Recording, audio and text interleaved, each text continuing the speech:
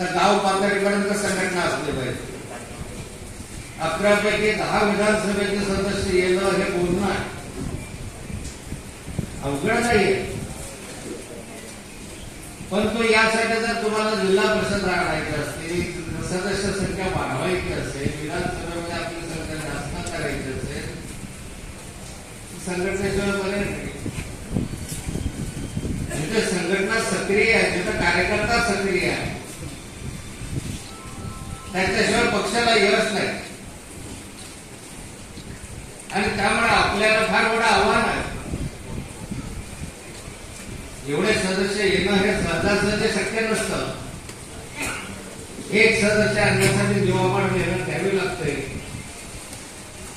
आणि अगदी मी नावण्यात करू इच्छित नाही, परंतु वेळ आपल्याला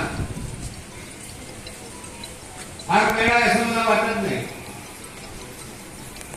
अजून 2.5 वर्ष बाकी आहे. 2.5 वर्ष सरकारात आणतील असं मला तरी अजिबात वाटत नाही.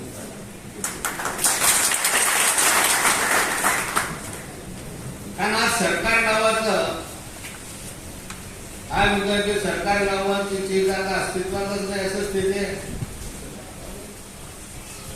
बरोबर महिन्याच्या वर आता 37 दिवस झाले असतील, 36 दिवस झाले. या राज्यामध्ये अजून पूर्णतः मंत्रिमंडळ नाहीये. दोघं लोकांचा कारभार सुरू आहे आणि दोघांमध्ये एक माननीय उपमुख्यमंत्री आहे, ते बिन खात्याचे मंत्री आहे. त्यांच्याकडे कोणतंही खातं नाही आहे. एकही खातं नसल्यामुळे कोणतेही फाईल देण्याची शक्यताच नाही आहे. साऱ्या फाईली असतात त्या माननीय मुख्यमंत्र्यांकडे येऊन राहिले. फाईलीचा ढेग चालला आहे.